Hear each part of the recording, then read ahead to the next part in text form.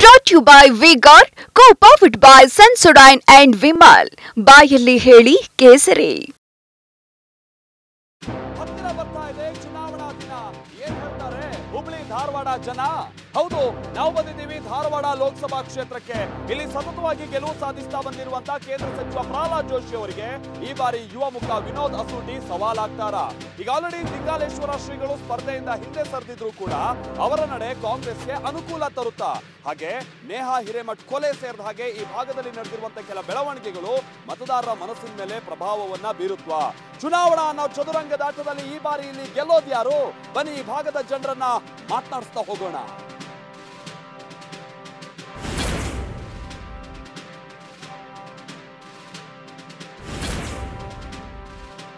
ಕೇಂದ್ರದಲ್ಲಿ ಯಾವಾಗಲೂ ಬಿಜೆಪಿ ಸರ್ಕಾರ ಬರ್ತೈತಿ. ಸೆಂಟ್ರಲ್ದಾಗ ಮೋದಿ ಬಲಗೈ ಅದಾರ. ಸೆಂಟ್ರಲ್ನಾಗ ರಾಹುಲ್ ಗಾಂಧಿ ಇರ್ಬೇಕು, ಇಲ್ಲಿ ವಿನೋದ್ ಅಸೂಟಿ ಇರ್ಬೇಕು. ಸುಡಗಾಡಕ್ಕೆ ಹೋಗಿ ಹೊಳ್ಳಿ ಬಂದ್ರು ಬಸ್ ಫ್ರೀ ಬಿಟ್ಟಾನ. ನಾವು ಎಲ್ಲಾರ ದೇವಸ್ಥಾನ ನೋಡ್ಬೋದು, ಕೆಲ್ಸಕ್ಕೆ ಹೋಗ್ಬೋದು. ನಾವು 2,000 ತಗೊಂಡು ಪೇಟೆಗೆ ಹೋಗ್ಬೇಕಾಗುತ್ತೆ. ಮತ್ತೆ ನಮ್ಮ ಮೆಂಡ್ರನ್ನೇ ಕೊಟ್ಟು ದುಡ್ಡು ಕೊಟ್ಟು ಕಳ್ಸಕ್ಕೆ ನಮ್ಮ ಹತ್ರ ಕಮ್ಮಿಲ್ವಾ? ನೇಹಾ ಹಿರೇಮಠ್ ಅವ್ರದ್ದು ಕೊಲೆ ಆಯ್ತಲ್ಲ, ಅದೆಲ್ಲ ಈ ಭಾಗದ ಮತದಾರರಲ್ಲಿ ಏನಾದ್ರು ಪರಿಣಾಮ ಬೀರ್ತದೆ? ಅನುಭವಿ ಹಾಗೂ ಯುವ ರಾಜಕಾರಣಿ ನಡುವಿನ ಸೆಣಸಾಟಕ್ಕೆ ಧಾರವಾಡ ಲೋಕಸಭಾ ಕ್ಷೇತ್ರದ ಅಖಾಡ ಸಿದ್ಧವಾಗಿದೆ. ಬಿಜೆಪಿ ಹಾಲಿ ಸಂಸದ ಕೇಂದ್ರ ಸಚಿವ ಪ್ರಹ್ಲಾದ್ ಜೋಶಿ ವಿರುದ್ಧ ಹಿಂದುಳಿದ ವರ್ಗದ ಅಭ್ಯರ್ಥಿ ವಿನೋದ್ ಅಸೂಟಿ ಅವರನ್ನ ಕಾಂಗ್ರೆಸ್ ಕಣಕ್ಕಿಳಿಸಿದೆ. ಕಮಲಕೋಟೆಯೊಳಗೆ ನುಗ್ಗಲು ಚಾಣಾಕ್ಷ ದಾಳ ಉರುಳಿಸಿರುವ ಕಾಂಗ್ರೆಸ್ ಸತತ 4 ಬಾರಿ ಗೆದ್ದಿರುವ ಜೋಶಿ ಅವರನ್ನ ಸೋಲಿಸುವುದಕ್ಕೆ ರಣತಂತ್ರ ರೂಪಿಸಿದೆ. ವಿನೋದ್ ಅಸೂಟಿ ಪರ ಸಿಎಂ ಸಿದ್ದರಾಮಯ್ಯ ಭರ್ಜರಿ ಮತಬೇಟೆಗಿಳಿದಿದ್ದಾರೆ. ಅತ ಕೇಂದ್ರ ಸಚಿವ ಪ್ರಹ್ಲಾದ್ ಜೋಶಿ ಕೂಡ ಕ್ಷೇತ್ರದಲ್ಲಿ ಬಿರುಸಿನ ಮತ ಪ್ರಚಾರ ಮುಂದುವರೆಸಿದ್ದಾರೆ. ಹುಬ್ಬಳ್ಳಿ ಧಾರವಾಡ ಲೋಕಸಭಾ ಕ್ಷೇತ್ರದ ವ್ಯಾಪ್ತಿಗೆ ಒಟ್ಟು 8 ವಿಧಾನಸಭಾ ಕ್ಷೇತ್ರಗಳು ಬರಲಿವೆ. ನವಲಗುಂದ, ಕಲಘಟಗಿ, ಕುಂದಗೋಳ, ಧಾರವಾಡ, ಹುಬ್ಬಳ್ಳಿ ಧಾರವಾಡ ಸೆಂಟ್ರಲ್, ಹುಬ್ಬಳ್ಳಿ ಧಾರವಾಡ ಪೂರ್ವ, ಹುಬ್ಬಳ್ಳಿ ಧಾರವಾಡ ಪಶ್ಚಿಮ ಮತ್ತು ಶಿಗ್ಗಾಂವಿ ಕ್ಷೇತ್ರಗಳು ಒಳಗೊಂಡಿವೆ. ಇತ್ತೀಚೆಗೆ ಹುಬ್ಬಳ್ಳಿಯಲ್ಲಿ ನಡೆದ ಮೊದಲ ವರ್ಷದ ಎಂಸಿಎ ವಿದ್ಯಾರ್ಥಿನಿ ನೇಹಾ ಹಿರೇಮಠ್ ಕೊಲೆ ಪ್ರಕರಣ ಕಾಂಗ್ರೆಸ್ ಬಿಜೆಪಿ ನಾಯಕರ ಆರೋಪ ಪ್ರತ್ಯಾರೋಪಕ್ಕೆ ಕಾರಣವಾಗಿದೆ. ಹಲವು ಪ್ರತಿಭಟನೆಗಳು ನಡೆದಿವೆ. ಖುದ್ದು ಮುಖ್ಯಮಂತ್ರಿ ಸಿದ್ದರಾಮಯ್ಯ ನೇಹಾ ಮನೆಗೆ ತೆರಳಿ ನೇಹಾ ಪೋಷಕರಿಗೆ ಸಾಂತ್ವನ ಹೇಳಿದ್ದಾರೆ. ಮತ್ತೊಂದೆಡೆ ಬಿಜೆಪಿ ರಾಷ್ಟ್ರೀಯ ಅಧ್ಯಕ್ಷ ಜೆಪಿ ನಡ್ಡಾ, ಕೇಂದ್ರ ಸಚಿವ ಪ್ರಹ್ಲಾದ್ ಜೋಶಿ ಸೇರಿದಂತೆ ಅನೇಕ ಬಿಜೆಪಿ ನಾಯಕರು ನೇಹಾ ಹಿರೇಮಠ್ ಮನೆಗೆ ತೆರಳಿ ನೇಹಾ ಪೋಷಕರಿಗೆ ನಿಮ್ಮ ಜೊತೆ ನಾವಿದ್ದೀವಿ ಅಂತ ಧೈರ್ಯ ತುಂಬಿ ಬಂದಿದ್ದಾರೆ.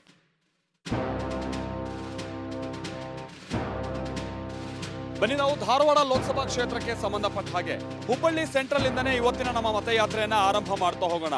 ಹುಬ್ಬಳ್ಳಿ ಸೆಂಟ್ರಲ್ ಭಾಗ ಅಂತಂದ್ರೆ ಈ ಭಾಗದ ಮಂದಿಗೆಲ್ಲ ಗೊತ್ತಿರುತ್ತೆ ಚೆನ್ನಮ್ಮ ವೃತ್ತ. ಬಟ್ ಆ ಚೆನ್ನಮ್ಮ ವೃತ್ತದ ಬಳಿ ಬರ್ತಾ ಇದ್ದ ಹಾಗೆ ನಮ್ಗೆ ಎದುರಾಗಿದ್ದು ಅಂತಂದ್ರೆ ಈ ರೀತಿಯ ಅಂತ ನೇಹಾ ಹಿರೇಮಠ್ ಅವರಿಗೆ ಸಂಬಂಧಪಟ್ಟ ಹಾಗಿನ ಭಾವಪೂರ್ಣ ಶ್ರದ್ಧಾಂಜಲಿ ಅನ್ನುವಂತ ಹಲವು ಫ್ಲೆಕ್ಸ್ ಗಳು ಈ ಕಡೆಗೆ ಹಾರಾಡ್ತಾ ಇರುವಂತದನ್ನ ನಾವು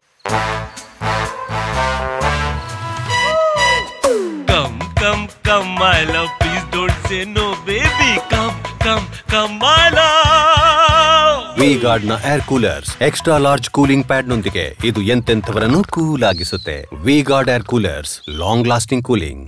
ನೋಡ್ತಾ ಇದ್ವಿ. ಕಾರಣ ಇಷ್ಟೇ, ಇದನ್ನ ರಾಜಕೀಯವಾಗಿ ಬಳಸ್ಕೊಳ್ಳುವಂತ ಕೆಲಸಗಳು ಕೂಡ ಬಹಳಷ್ಟು ಆಗ್ತಾ ಇದೆ. ಜೊತೆಗೆ ಜನರಲ್ಲಿ ಒಂದು ಅನುಕಂಪ ಕೂಡ ಇದೆ ಈ ವಿಚಾರವಾಗಿ.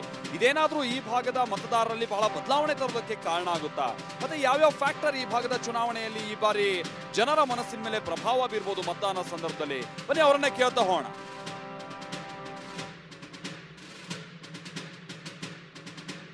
ಹೆಂಗಿದೆ ಸರ್ ಈ ಭಾಗದಲ್ಲಿ ಹುಬ್ಬಳ್ಳಿ ಧಾರವಾಡದಲ್ಲಿ ಯಾವ ಅಂಶದ ಮೇಲೆ ಮತದಾನ ನಡೆಯುತ್ತೆ ಸರ? ಈ ಸರಿ ನೋಡ್ರಿ, ಯಾವಾಗಿದ್ರು ಮೋದಿ ಎಲ್ಲರೂ ಮೋದಿ ಅವ ದೇಶಕ್ಕೆ ಅಭಿವೃದ್ಧಿ ಮಾಡಿದ್ದು. ಎಲ್ಲ ಮುದುಕರು, ಸಣ್ಣವರು, ದೊಡ್ಡವರು ಎಲ್ಲರೂ ವಿಚಾರ ಮಾಡ್ತಾರೆ. ಮೋದಿನೇ ಈ ಸರಿಗೆ ಬರಬೇಕು, ದೇಶ ನಮ್ಮ ಅಭಿವೃದ್ಧಿ ಆಗ್ತದೆ. ಮೋದಿನೇ. ಪ್ರಹ್ಲಾದ್ ಜೋಶಿ ಅವರಿಗೆ 4ನೇ ಬಾರಿ ಈ ಸಲ ಮತ ಒಂದೇ ಬರ್ತಾವೆ ಸರ್. ಅವರು ಪ್ರಹ್ಲಾದ್ ಜೋಶಿ ಸಾಹೇಬರು ಅವರು ಭಾಳ ಕೆಲಸ ಮಾಡ್ಯಾರ. ಈಗ ಸ್ಕೂಲಿಗೆ ಬಣ್ಣದರ್ಪಣೆ, ಆಮೇಲೆ ಡೆಸ್ಕು, ಸ್ಮಾರ್ಟ್ ಕ್ಲಾಸು ಭಾಳ ಕೆಲಸ ಮಾಡಿದ್ದಾರೆ. ಕೆಲಸ ಮಾಡಿದ್ರು ಮಾಡೇವಂತ ಅನ್ಬೇಕಾಗತ್ತೆ. ಸರ್ ಹೇಗಿದೆ ಸರ್ ಈ ಭಾಗದಲ್ಲಿ ಚುನಾವಣೆ? ಯಾವ ಅಂಶದ ಮೇಲೆ ಮತದಾನ? ಸರ್, ನಾವು ಇವಾಗ ಹೇಳ್ಬೇಕಂತಂದ್ರೆ ನಾವೇನೋ ಕಾಂಗ್ರೆಸ್ ಅಂತೇಳಿ ಚೆನ್ನಾಗಿ ಇದು ಮಾಡಿದ್ವಿ, ಆದರೆ ಎಲ್ಲ ಮೋಸ ಆಯ್ತು. ಗ್ಯಾರಂಟಿ ಅನ್ನೋ ಮೋಸ ಆಯಿತು. ಬರೀ ಎಲ್ಲ ಹೆಣ್ಮಕ್ಳಿಗೆ ಅಷ್ಟೇ ಇದು ಮಾಡಿದ್ರೆ ನಾವೇನು ಮಾಡೋದು? ನಾವು ದುಡಿಯೋದು ತಪ್ಪೋದಿಲ್ಲ, ದುಡಿಯೋದು ಬೇಕು. ನಾವು ಗಾರೆ ಕೆಲಸನೂ ಮಾಡ್ತೀವಿ, ಈ ಕಡೆ ಕೌಂಟ್ರ್ ಒಳಗೂ ಮಾಡ್ತೀವಿ, ಎಲ್ಲ ಮಾಡ್ತೀವಿ. ಆದರೆ ಈ ಸಲ ಮತ್ತೆ ಮೋದಿ ಬರೋದು. ಮೋದಿ ಒಳ್ಳೆ ಕೆಲಸ ಮಾಡಿದಾರೆ. ಕೊಡದೇ ಇರೋದು ನಿಮ್ಮ ಸಿಟಿ ಇಲ್ಲ ಸಿಟ್ಟಿದೆ ಮತ್ತೆ. ಸರ್ ಹೇಳಿ, ಈ ಕಾಂಗ್ರೆಸ್ ಗ್ಯಾರಂಟಿ ಇದೆಯಲ್ಲ ಅದು ಅನುಕೂಲ ತಂದಿದೆಯಾ? ಬಡವರಿಗೆ ಅನುಕೂಲ ಆಗಿದೆ ಸರ್. ಅನ್ನ ಭಾಗ್ಯ, ಕರೆಂಟಿನ ಭಾಗ್ಯಲ್ಲಿ ಸಹ ಏನೈತೆ ಅವು ಸವಲತ್ತುಗಳು ಸಿಕ್ಕಿದೆ.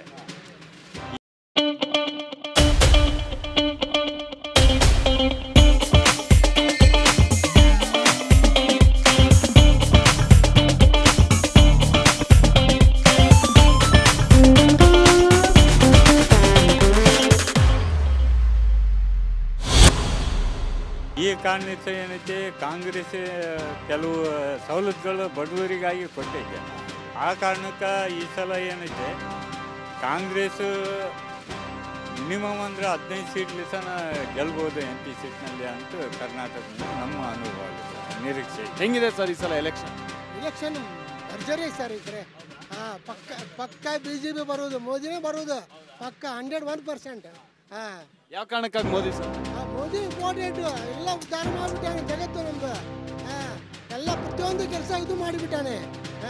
ಒಂದಲ್ಲ ಎರಡಲ್ಲ 1000 ಗಂಟೆ ಮಾಡಿಬಿಟ್ಟಾನೆ. ಅವ್ನು ಜಗತ್ತು ಅವ್ನು ನೆನೆಸ್ತಾರ. ಇಂಡಿಯಾ ಬಿಟ್ಬಿಡ್ರಿ ನೀವು, ಜಗತ್ತು ಪೂರ ಜಗತ್ತು ನೆನೆಸ್ತಾರೆ ಅವನಿಗೆ. ಮೋದಿ, ನರೇಂದ್ರ ಮೋದಿ ಮುಂದಿನ ಸಲ ಬರೋದು ನರೇಂದ್ರ ಮೋದಿನೇ ಪ್ರಧಾನಮಂತ್ರಿ. ಮುಂದಿನ ಸಲವೂ ಬರ್ಬೋದು, ಕಂಟಿನ್ಯೂ ಅವನೇ ಬರೋದು ಪಕ್ಕ. ಹೇಗುಂಟು ಸರ್ ಈ ಸಲ ಚುನಾವಣೆ? ಯಾರ ಕಡೆಗೆ ಅನುಕೂಲ? ಇದು ಕಾಂಗ್ರೆಸ್ಸಿಗೆ ಅನುಕೂಲ ಆಗಿದೆ ಸರ್. ಯಾವ ಕಾರಣಕ್ಕೆ? ಇದು ಎಲ್ಲ ಮಹಿಳೆಯರಿಗೆ ಕೊಡುವಂಥ ಸವಲತ್ತು. ಮೊನ್ನೆ ಇಲ್ಲಿ ನಮ್ಮ ಇವರು ಯಾರು ನೇಹಾ ಹಿರೇಮಠ ಅವ್ರದ್ದು ಕೊಲೆ ಆಯ್ತಲ್ಲ ಸರ್, ಅದೆಲ್ಲ ಈ ಭಾಗದ ಮತದಾರರಲ್ಲಿ ಏನಾದ್ರು ಪರಿಣಾಮ ಬೀರುತ್ತೆ? ಇಲ್ಲ ಸರ್, ಇಲ್ಲ ಸರ್, ಅದೇನು ಇರೋಕ್ಕಾಗಲ್ಲ ಸರ್. ಅದು ವೈಯಕ್ತಿಕವಾಗಿ ನಡೆದಂಥ ವ್ಯವಹಾರ ಸರ್. ಅದು ಎಲ್ಲ ಏಜ್ ಯೂಜುವಲ್ ಅದೇನು ನಡೀತೈತಿ. ಅದು ಅವರವರ ರಾಜಕೀಯದೊಳಗೆ ಐತೆ ಅಂತ ತೋರಿಸ್ತಾರೆ. ಅದು ರಾಜಕೀಯದೊಳಗೆ ಇಲ್ಲಾರ್ದಂಥ ವಿಷಯ ಸರ್. ಏನು ಪರಿಣಾಮ ಬೀರಲ್ಲ ಸರ್. ಮೊದಲು ಮಾಧ್ಯಮದವರಿಗೆ ನಮಸ್ಕಾರಗಳು.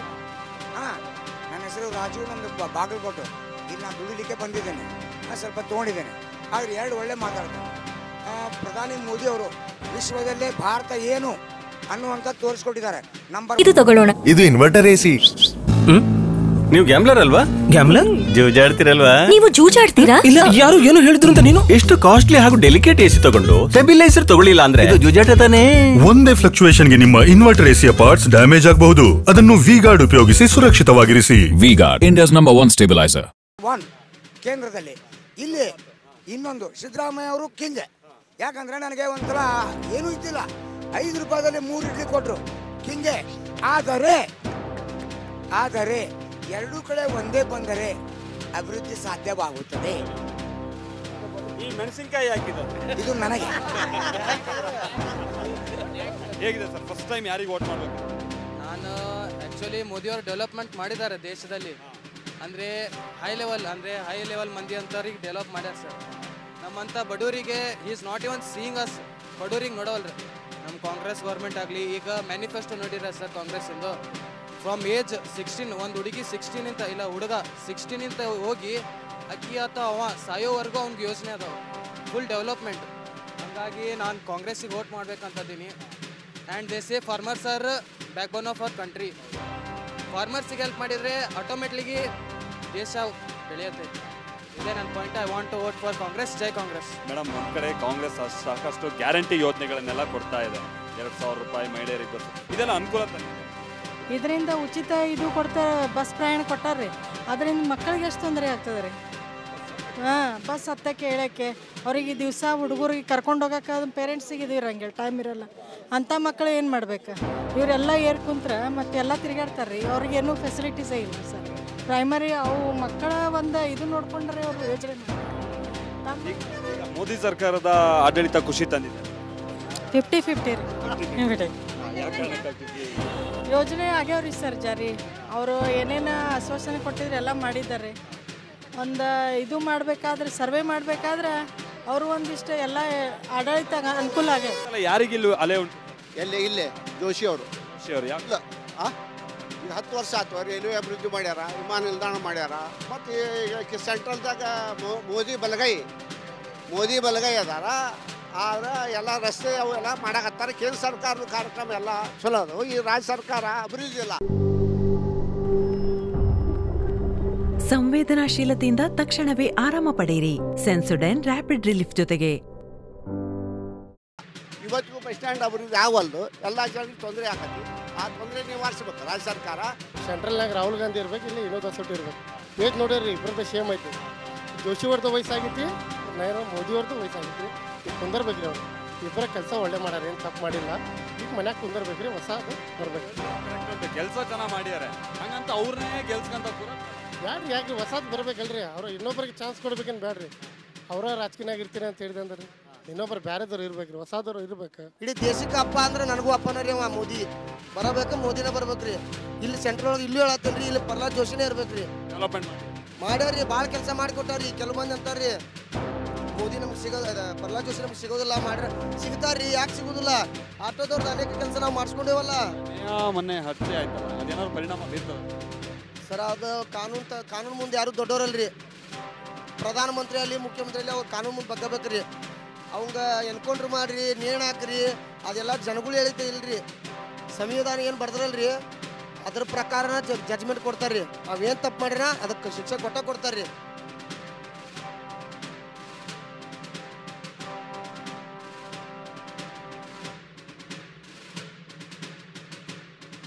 ನಾವೀಗ ಧಾರವಾಡ ಲೋಕಸಭಾ ಕ್ಷೇತ್ರಕ್ಕೆ ಸಂಬಂಧಪಟ್ಟ ಹಾಗಿನ ಈ ಹುಬ್ಬಳ್ಳಿ ಪೂರ್ವ ಕ್ಷೇತ್ರದಲ್ಲಿ ಇದೀವಿ. ಈ ಕಾಂಗ್ರೆಸ್ ಸರ್ಕಾರ ಗ್ಯಾರಂಟಿ ಎಲ್ಲ ಕೊಟ್ಟಾರಲ್ಲ, ಏನೇನು ಅನುಕೂಲ?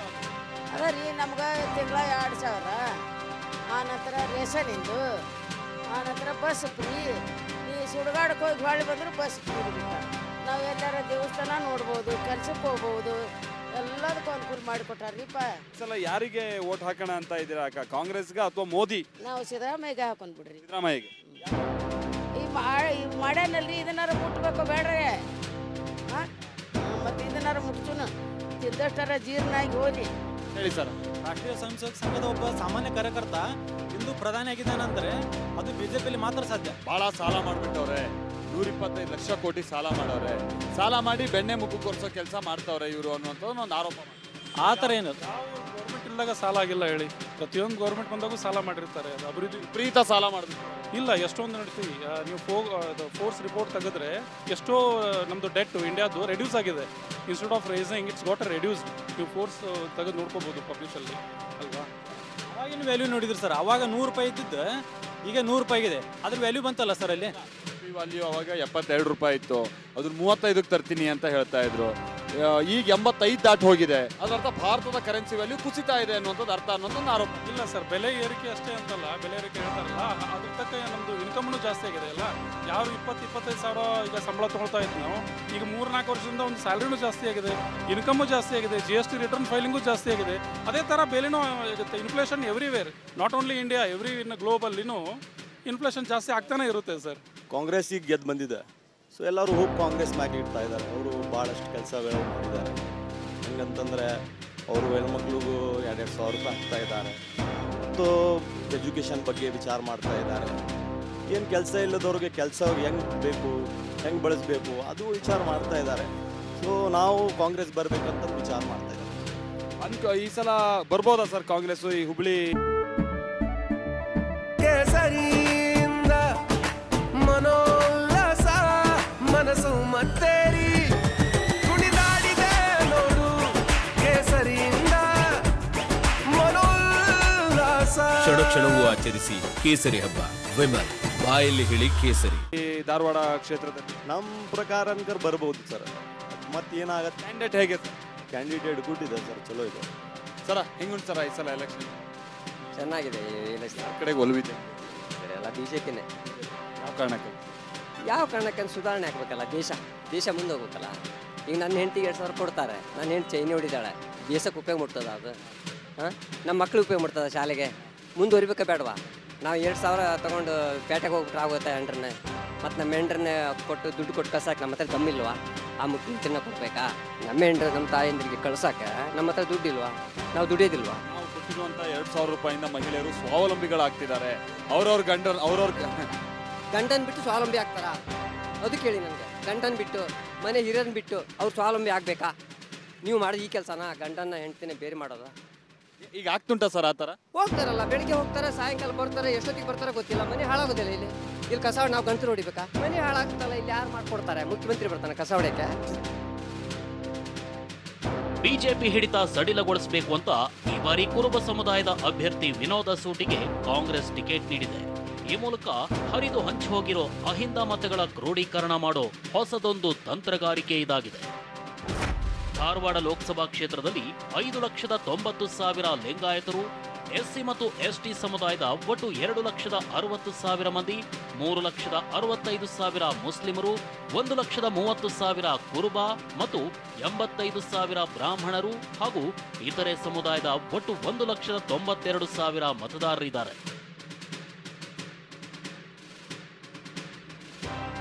ಶಿಗ್ಗಾವಿಯಲ್ಲಿದ್ದೀವಿ. ಬನ್ನಿ ಈ ಭಾಗದ ಜನರನ್ನ ನಾವು ಕೇಳ್ತಾ ಹೋಗೋಣ. ಅವರ ಅನಿಸಿಕೆಗಳು ಏನೇನು, ಕಳೆದ ಕೆಲ ದಿನಗಳ ಏನಾದ್ರು ಬೆಳವಣಿಗೆಗಳು, ಇಲ್ಲಿ ಏನಾದ್ರು ಟ್ರೆಂಡ್ ಚೇಂಜ್ ಮಾಡಿದ್ಯಾ, ಬನ್ನಿ ವಿಚಾರಿಸ್ತಾ ಹೋಗೋಣ.